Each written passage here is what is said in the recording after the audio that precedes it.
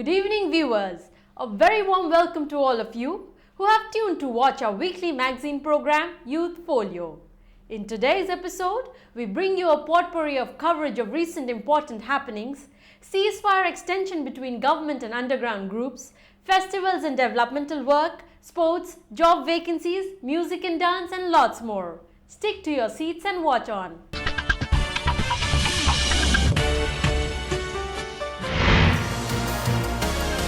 Gymnast Deepa Karmakar of Tripura becomes first Indian woman to qualify for Rio Olympics.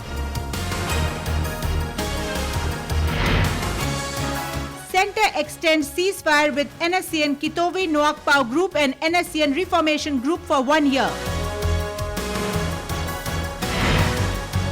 NSCN IM and Government of India representatives review ceasefire ground rules. Royal British couple visit Kaziranga National Park in Assam. Bihu celebrations bring much joy. Cherauba celebrated by Meiteis in Manipur and outside.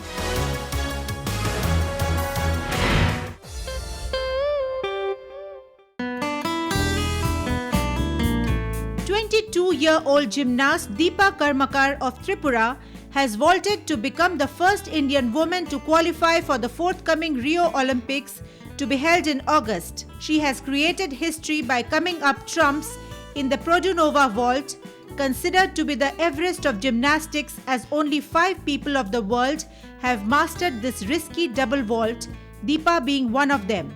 The vault was named after Russian gymnast Yelena Produnova. With a total score of 52,698 at the Olympics qualifying event, Deepa ended India's 52-year-long wait to compete in gymnastics at the Olympics. From the Prime Minister to Tripura Chief Minister to the entire state and country have hailed this ever-smiling girl who was made a sports officer in the state recently.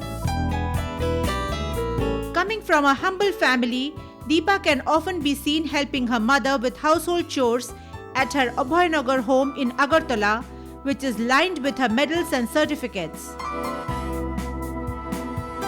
She has earlier won bronze medal in the 2014 Glasgow Commonwealth Games and bronze in the 2015 Asian Championships, besides several other prestigious medals. She can often be seen in the Netaji Subhash Stadium of Tripura, where even tiny toddlers have taken to gymnastics, inspired by this fierce achiever. Her ecstatic parents urged all to pursue sports. তো আমার মনে হয় আমার মতো অন্য মারাও যে চেষ্টা করুক যে এরকম আরও দীপার মতো আরও দীপা বের হোক, এরকম ন্যাশনাল গেমস ইন্টারন্যাশনাল গেমস থেকে মেডেল নিয়ে আসুক, এটা আমাদেরও গর্ব হবে।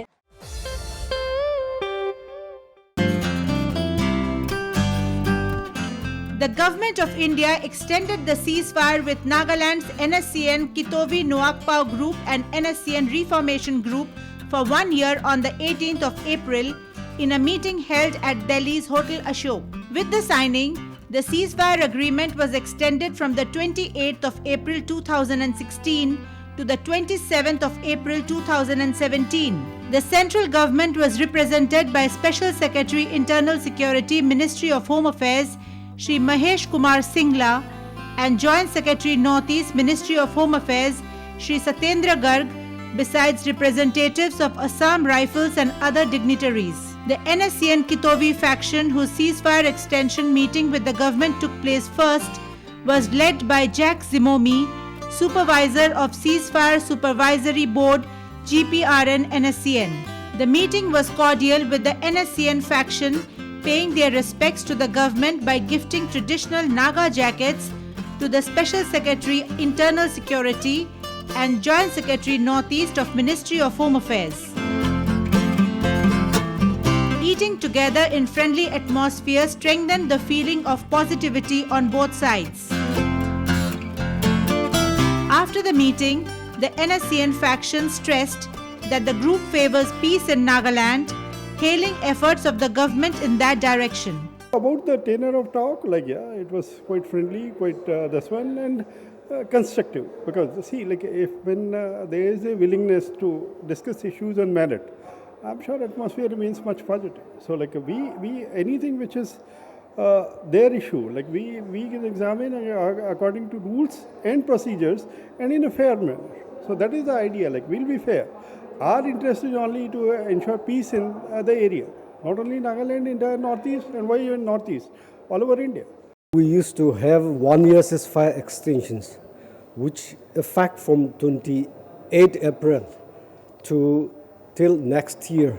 This year we had a meeting on the 18th of this month, that is today, and both sides agreed to continue ceasefire because back home the situation is relatively peaceful.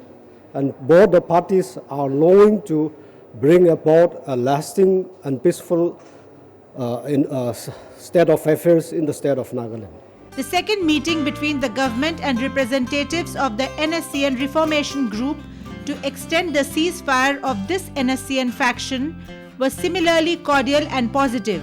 Imlong Nukshi Chiang, convener of the Ceasefire Supervisory Board of NSCN-R, who led the group for the meeting, said that he was happy and satisfied with the meeting and that he had asked for more camps for his cadres, among other things. We want more games also, and because our cadres is increased,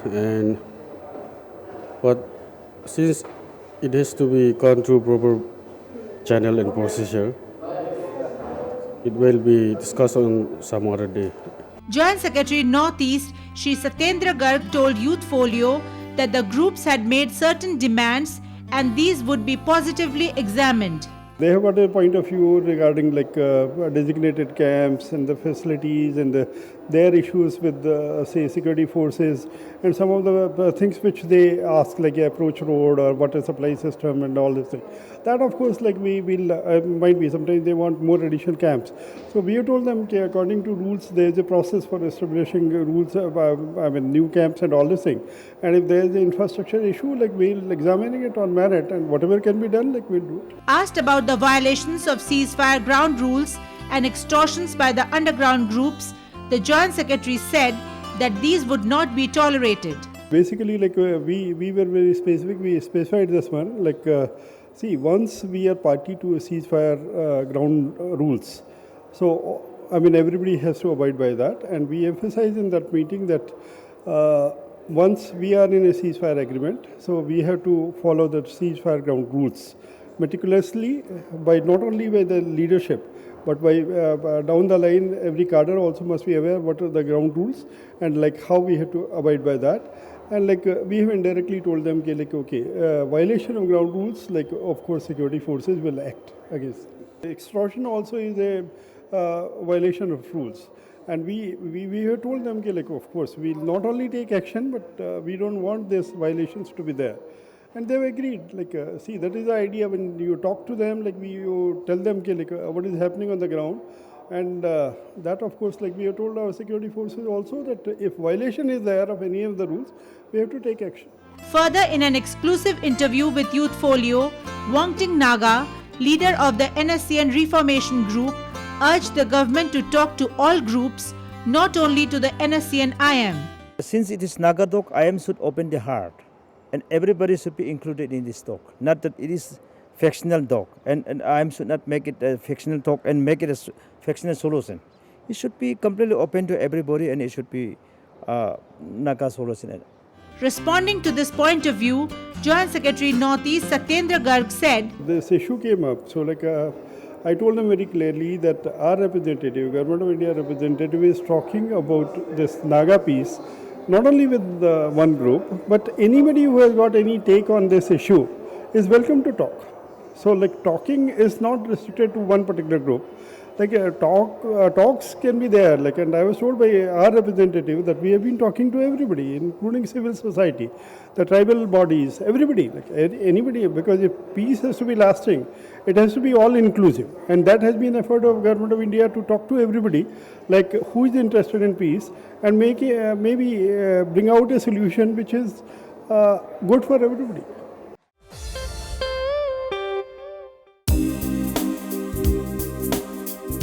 Central government and security officials held discussions with representatives of NSC and IM on the 19th of April in New Delhi to review the implementation of ceasefire ground rules. The NSC and IM was represented by a 7-member group led by retired General V.S. Atem. Talking to Youth Folio, Atem said that both the Government of India and NSC and IM were working hard for lasting peace in Nagaland.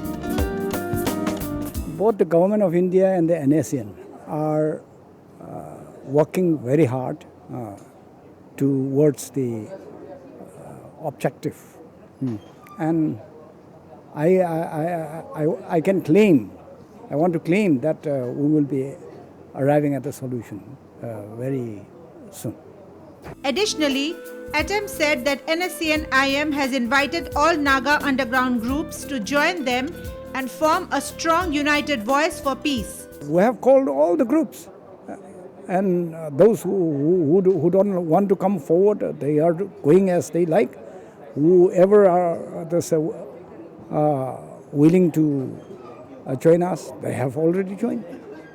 Very recently, General Colley, with all of his people, they have joined us. The people are happy. Atem criticized the Zeliangrong United Force or ZUF for unleashing violence in the hill areas of Manipur.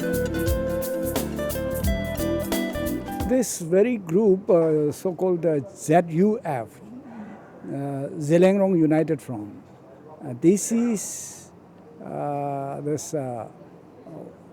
being armed and again this reinforced by the Manipuri underground organizations, and it's up to the Government of India how they deal with them.